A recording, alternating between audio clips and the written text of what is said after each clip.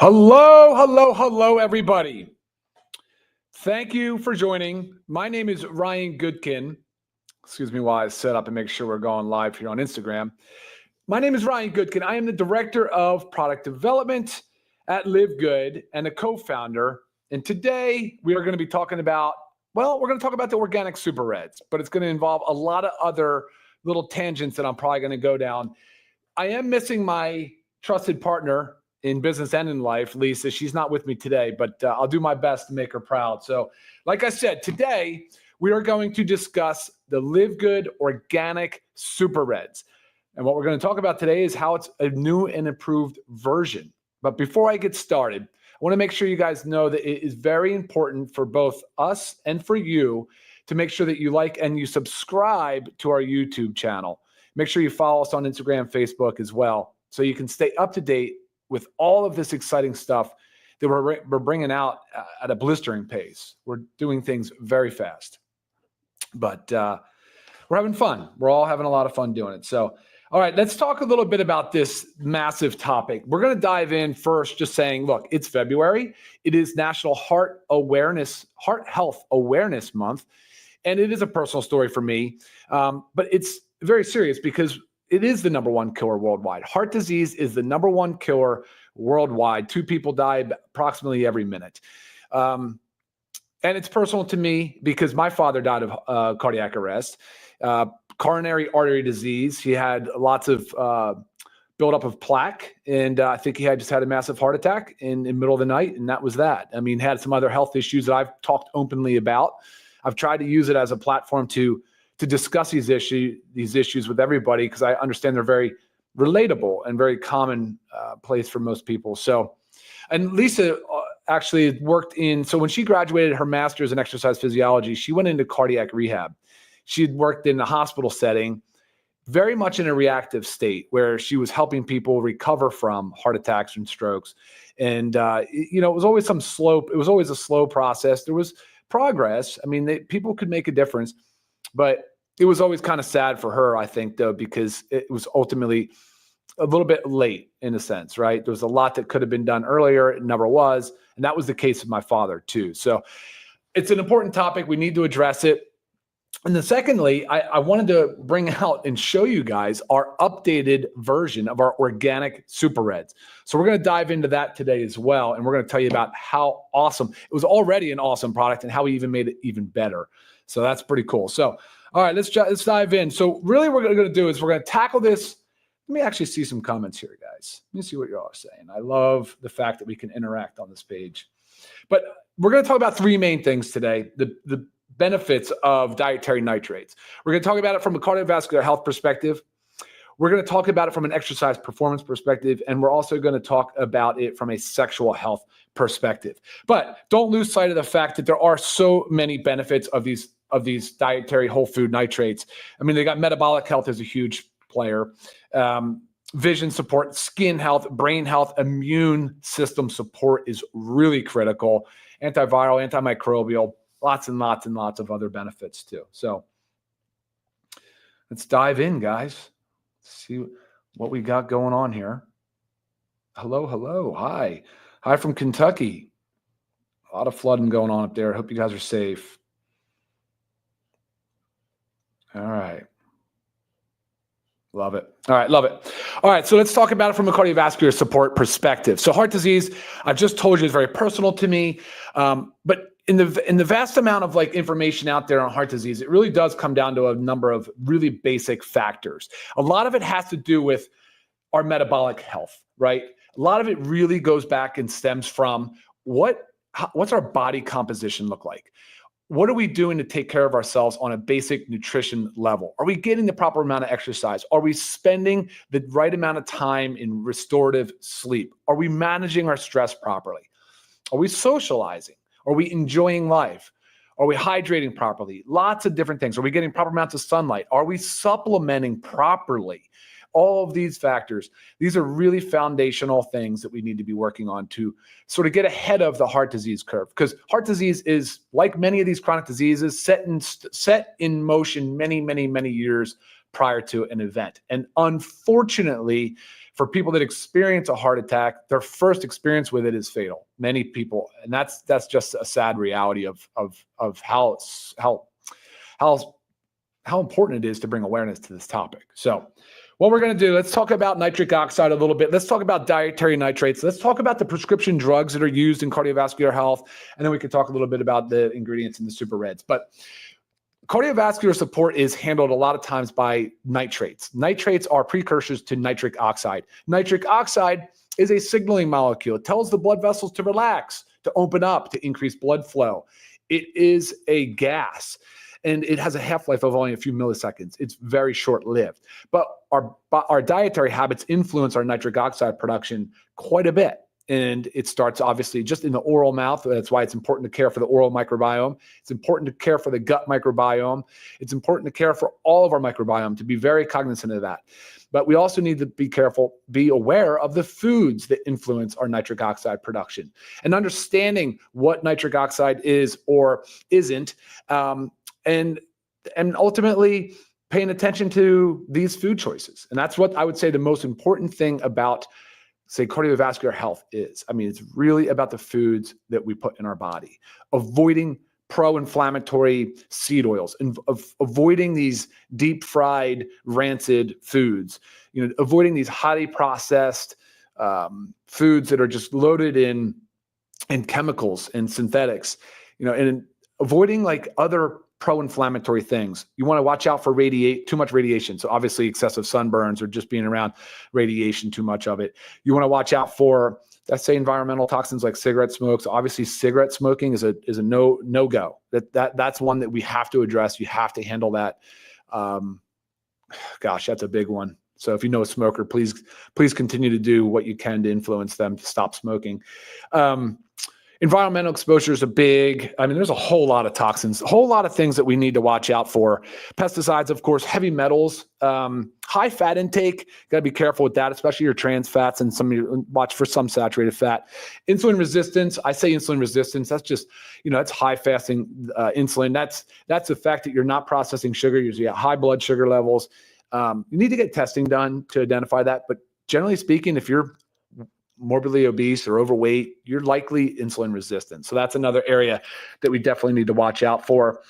Alcohol, right? Alcohol is another major contributor to free radicals and oxidative stress. So binge drinking, excessive drinking, daily drinking, these are all things that you need to watch for. We talked about sleep, stress. So let's get into a little bit of a discussion about what exactly does it mean to be a free radical or an antioxidant? So free radicals are what they call reactive oxygen species. These are the things that your body actually normally makes these. And they're bad when they get to a certain excessive level. And once they build up in the body and they are not neutralized by antioxidants, it really starts to lead to oxidative stress. It's this pro-oxidative state that is very dangerous. That's essentially what's happening when you have these buildup of plaques in our arteries, and it gets oxidative stress, and it becomes highly inflamed, and it becomes sticky. And that's what ultimately, when one of those breaks apart and goes into the blood, leads to a heart attack or stroke. I mean, those are blood clots. That's the oxidative stress we want to avoid. But remember, this is years and years in the making. We've got to slow this process down early on. So all of those pro-inflammatory things I talked about are contributors to reactive oxygen species, free radicals. So the smoking, the environmental exposures, the pesticides, the heavy metals, all that stuff. So, but they are created. You do get free radicals as normal part of body metabolism, just energy metabolism. You get it as part of exercise. Like if you do a strenuous workout, you'll get free radicals. So they're not all bad. If you fall and break a bone or have a bruise or slice or cut your fingers, there is some free radical generation. Your immune response, if you're getting sick, generates free radicals. So they're not all bad. It's just more of a function about homeostasis and balance. I mean, our body should not be overloaded by free radicals, because when they do, it leads to that oxidative stress. So what are you supposed to do? Well, antioxidants. So free radicals are oxidants. So therefore, antioxidants are sort of how you neutralize excessive free radicals. And what's the best way to do that? Well, a healthy diet, rich in phytonutrients. Phytonutrients are just healthy plant vitamins, minerals from plants. Well, from meat too. You can get actually quite a bit of antioxidants out of meat. People aren't really realize that. I mean, but say your cattle, your bovine is feeding on plants, and it actually can make these antioxidant compounds more bioavailable. So kind of a fun fact there. But that's the key. We've got to consume more of these phytonutrients. And, you guys have probably heard about what antioxidants are. They're vitamin C, there's zinc, there's copper, zinc, there's selenium. These are the things that you really want to focus on consuming. But the best way to do it is to get it through the colorful plants, those types of things. Eat the rainbow, as you might have heard. So that's kind of the one thing I wanted to bring up, is to make sure you guys know the difference between what I consider, say, free radicals and antioxidants. What does that mean? So antioxidants are vitamins, well, carotenoids too. So lutein and zeaxanthin. We'll talk about a little bit about those today for the vision support. Polyphenols, which is most of what you're going to find in these plant compounds. Glutathione is a master antioxidant. That's a separate molecule. That is something that's more created. The body will make it from cruciferous vegetables, sulfur-based compounds. So that's a great one, but unfortunately not very bioavailable. So be careful on the supplement side. And then zinc and copper, like I mentioned. So that's what you want to do. You want to avoid overloading the body with free radicals. And you need to introduce more antioxidants into your diet. So by doing so, you're going to feed the body with all of these beautiful nutrients, whole food-based nutrients, and it's going to help give the body what it needs to create nitric oxide. Like I said earlier, in cardiovascular disease, a lot of drugs work on this pathway. Nitroglycerin for angina, for people that have chest pain, is an organic nitrate. There's nitrates, isosorbide dinitrate. Those are blood pressure medications. There's a number of different blood pressure medications that work actually on the nitric oxide pathway because it's highly effective. And so very beneficial when you do it in a whole food-based manner. All right, let's stay. What are we talking about? Cardiovascular support. So yeah, that's the one main area I want to talk about today is cardiovascular support. I want to talk about exercise improvement. So exercise, if you're a competitive athlete, 5% is a huge number. And that's what the studies have shown that dietary nitrates can do. The International Olympic Committee, the World Anti-Doping Agency, they all permit dietary nitrates as a performance enhancing agent. So again, works on that similar pathway. You're doing vasodilation, increasing the blood flow, increasing the perfusion of oxygen, improving the delivery of nutrients and minerals and vitamins and everything to the tissues so that they can do more work. And great for exercise performance. And third, it was the sexual dysfunction category. For many men, and for women too, of course, but many men, when I hear about them struggling to either obtain an erection or sustain an erection, immediately my mind goes to blood circulation and early signs of heart disease, because that's the blood flow issue. That's kind of what you're dealing with. So the therapy Viagra, the blue pill, was originally being studied as a blood pressure medicine, and it can be beneficial for blood pressure, but they also noticed another thing, which was sustained erection. So that was then developed into what it is today, is the number one drug used to prevent or to treat erectile dysfunction. So same pathway, organic nitrates.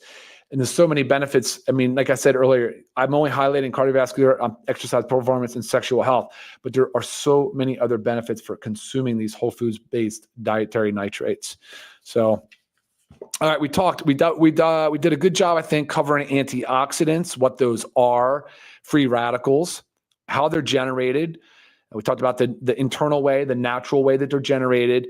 We talked about the external stresses that increase the amount of free radicals. We said the things like radiation, air pollution, smoking, chemicals, sunburns, high-fat diets, excessive alcohol, stress, poor sleep, even strenuous exercise. We said that we want to strike a balance. We want a balance. The body will naturally try to have a balance of homeostasis. But remember, years and years, and even just 50 years ago, I mean, we had way more plant compounds in our diet. More people were farming and doing small gardens at home. More people were eating organic meats, fruits, and vegetables, just by the nature, because the food development industrial process has gone so fast, so big, so quick that it's almost hard to keep up. So the whole point of that is the goal was to naturally decrease the amount of stressors and free radicals that we generate and improve our dietary state. Getting active and exercising is a great way, of course. Intermittent fasting is another good way to sort of promote autophagy, which is the cleaning up of the cells. So let me back up for one quick second and mention oxidative stress. I would think, so let's go back even a little step further. That buildup of reactive oxygen species, these free radicals, ultimately leads to a condition called oxidative stress. I would argue that oxidative stress is the beginning of the chronic disease process. Because once that starts happening, that oxidative stress can damage your lipids, so that can damage your fats, it can damage your DNA, and it can damage your protein. And once that sort of happens, not to say it's irreversible, but a lot of damage can be done. That's the beginning stages of your heart disease, of your cancer, for sure on cancer, diabetes. And what ends up happening is you can end up with a lot of this trash in the cellular environment that doesn't get taken out. And that autophagy is one of the reasons why they say intermittent fasting or fasting can be so beneficial. It can help sort of promote autophagy, the self-cleaning of the cell. If that doesn't happen, they can become zombie-like cells, senescent cells. And that's the stuff that gets in the way of the metabolic process. It can alter our mitochondrial, it's called a Krebs cycle. It can alter our energy metabolism. It can affect our immune response. And these cells can linger, can hang around, and really create a lot of garbage and trash. So that's the point of intermittent fasting. It can be very beneficial to help clean up those cells. So, all right, let's talk a little bit about the new and improved organic Super Reds. It really didn't need it didn't need improvement. Let's be honest. I mean, the Super Reds were fantastic the way they were. But, I'm always sort of looking at it from, if given the opportunity, I'm going to jump on it. So, and that's what I did. I will tell you, I tried to keep the flavor profile the same because the reviews have been so good. I love it so much. And I'll be honest. I formulate for myself. When I'm doing this, I really try to focus on my household, my family, my partners, and we all kind of communicate that way because I know I'm pretty open-minded to things. So we love it. You're certainly going to love it. We try to keep it about the same. You'll notice it's still got that dark red. You'll notice that it does settle because remember, these are whole food ingredients. Okay. And there's some cereal grasses in here. So they will kind of come out of solution a little bit. And, but it's a beautiful dark red, nice similar profile flavor. And what I'd like to do is just run down the ingredients. So what we know is we've got about 30 calories per serving, about 1 gram of sugar. And a lot of these foods can contain sugar. So we have wheatgrass. I wanted to mention this wheatgrass thing. People ask me all the time about gluten. Don't worry about the gluten. We test for the gluten. Actually, wheatgrass, depending on when and how it's harvested, can be done and not have any gluten. So this is a gluten-free product, even though it has wheatgrass. So make sure, we do test for that, just so that you have some assurance. Let's see. Well, we did keep all the original ingredients. We kept everything. We kept the aronia. We kept the hawthorn berry. We kept the beetroot, but we actually increased the beetroot 65%, which is crazy. It's a lot of beetroot. It's great though. We had the pomegranate, the grape seed extract. We added up and we kept the cereal grasses. We do like the grasses for the base, and the grasses are a high contributor for dietary nitrates. So those are benefit, and there's a lot of other beneficial compounds in them as well. So we added, let's go through it. So we increased the beetroot 65%. We changed the ascorbic acid to vitamin C from acerola cherry. We added Mackay berry, guys. If you've not seen this one, this is a newcomer to the superfood family. I think you guys are going to absolutely love it. Lots of purported health benefits, very, very high in polyphenols and anthocyanins, which are, again, your antioxidants. They estimate about 12 times the amount in your normal berries, which is impressive for sure. We upgraded the grape seed. We put a standardized 95% anthocyanins.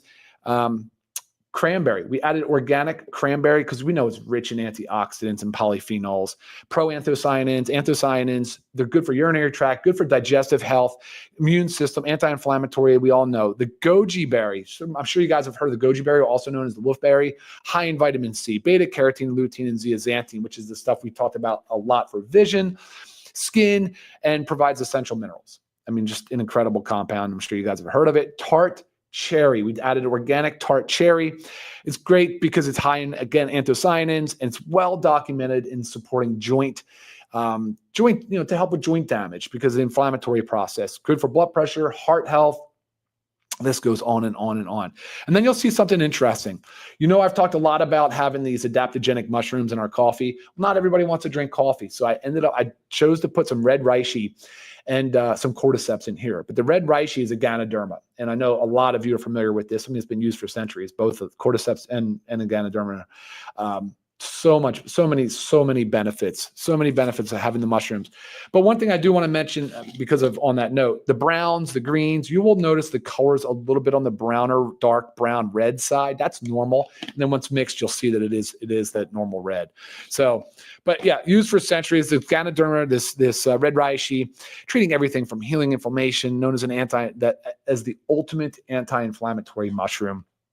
Cordyceps, also very rich in bioactive compounds, and improves oxidative stress and apoptosis.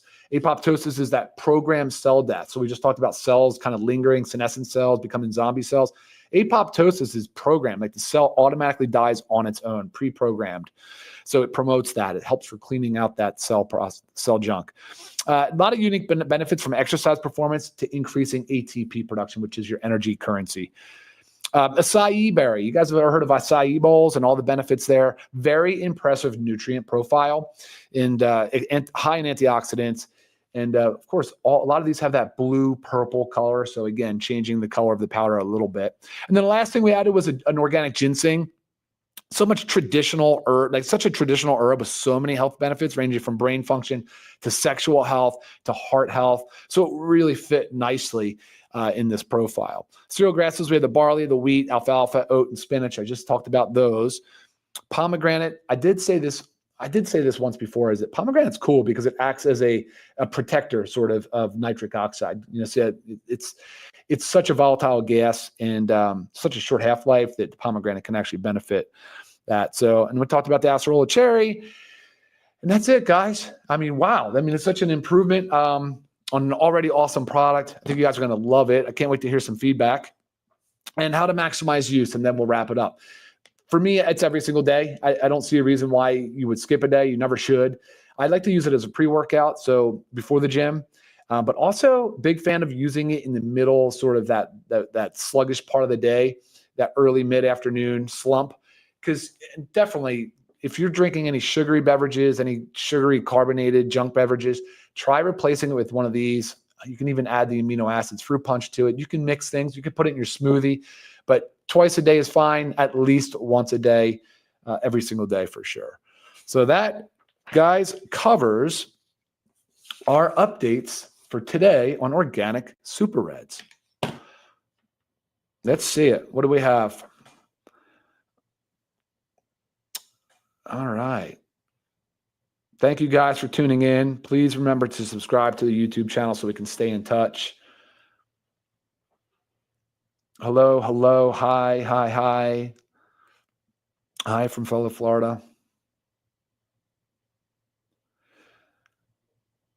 Yeah, a lot of cardiovascular support questions for sure. Look, I get it. I mean, it's a scary world, when you start talking about health, heart health, and if you have a family history of it, you just know that, hey, look, this is a real thing. I gotta deal with it, and you guys can absolutely do that.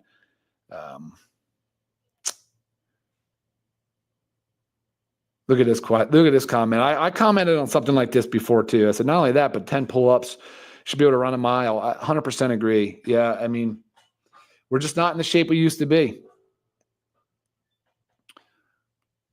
Hey, Ivan. Absolutely. They are very powerful. Very, very powerful. And, I was hoping maybe Ben would join me today. I don't know what happened to him, but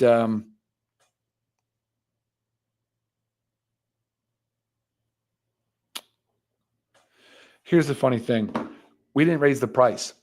We did all of this and didn't even change the price. It's actually absolutely unbelievable. I was hoping Ben would be here so he could kind of talk about that. I kind of like to shy away from the money side a little bit. I'm more concerned about efficacy and the quality of the product. It makes me a little bit uneasy talking about the money. But incredible value. I mean, you're not going to find anything like it. We are already doing it better than everybody else at that price. I mean, it just makes it that much more of a no-brainer. A lot of peer-reviewed journals here. So not only just peer-reviewed, there's actually quite a few prospective double-blind controlled, randomized controlled trials that have looked at some of these. So you're not going to say what I'm not going to say. So just for all you guys out there in America, you can't make claims on dietary supplements.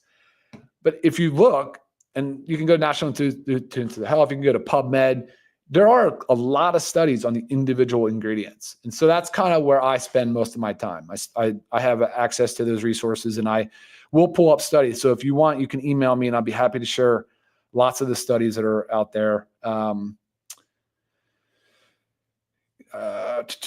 Here's Timothy commenting. Thank you. Yeah, I am a licensed pharmacist. I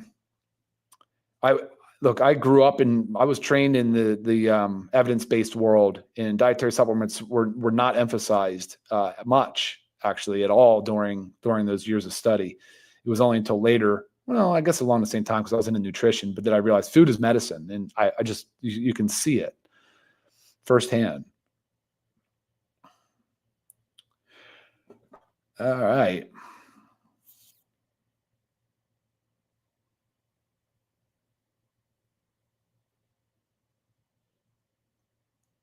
Look, I mean, I get it. Absolutely. I'm more than happy to share studies with you. I get the fact that there could be some criticism around talking about whole food ingredients as medicine, but you're not going to be able to dispute the fact that many of these drugs work along the same pathway. And a lot of the studies that have demonstrated efficacy using food and dietary nitrates. Now, obviously, the pharmaceutical companies have maximized their effect through synthetic means, but yeah, I mean, that's not my preferred way of getting my nitrates.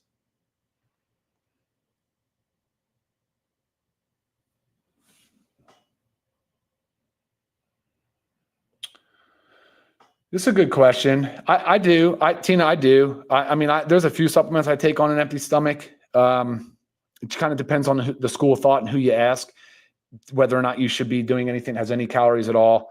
So, that's just up for you to decide on what works for you.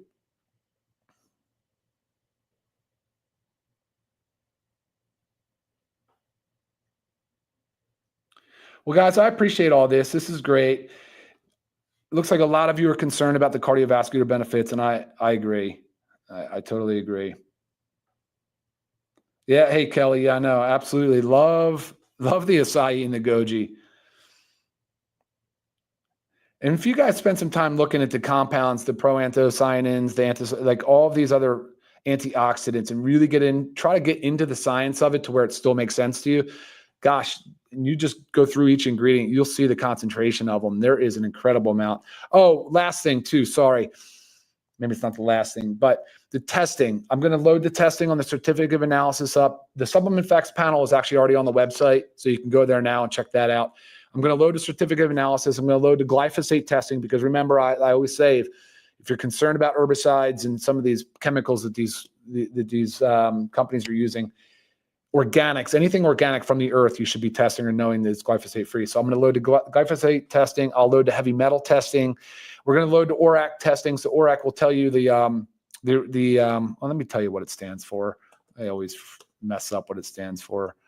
So it's the oxygen radical absorbance capacity. So it's a measurement of basically the antioxidant's power. So I'm going to get that loaded for you all as well. And then you all just please let me know if there's anything else that you want to see.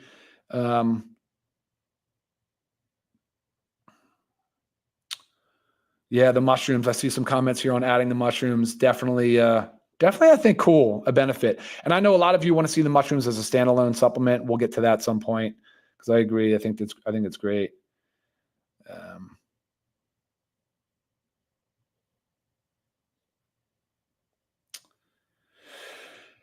Kelly, email me about the mushroom sensitivity question. Actually, you know what? Let me throw it up here. That's fine. I have food sensitivity to mushrooms. Do you think benefits outweigh? I still use mushrooms, including algae coffee. Just wondering your taking.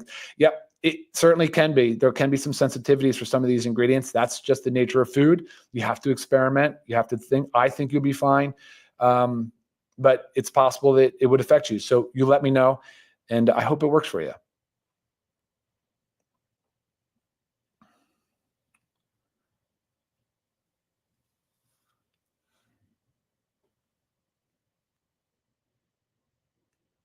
All right, guys. Well, I think I'm going to wrap it up because the questions are just piling in and I cannot get through all of them. I hope I didn't miss anything, but just remember mixing it with anything you want. You know, you can mix it in a smoothie. You can drink it straight. I prefer it straight. But remember, guys, you got to get ahead of the oxidative stress. You got to get ahead. You got to manage. You got to know your blood pressure numbers. If you're trending in that direction, you need to know your numbers. You've got to spend some time reducing your oxidative stress, put some effort into it with your exercise, whether you start intermittent fasting, adding the colorful fruits and vegetables, eating under the rainbow, healthy, lean meats, avoiding the crappy processed foods and the rancid seed oils they're using to deep fry foods. Please stop eating those. Watch out for your environmental toxins. I know this sounds just a lot of stuff, but man, just be more aware, and you can start to make some big strides. And that is all, guys. I appreciate you all so very much. Thank you for tuning in. Thank you for watching. Go check out the new and improved Organic Super Reds, and we'll see you guys next time. Thanks for watching.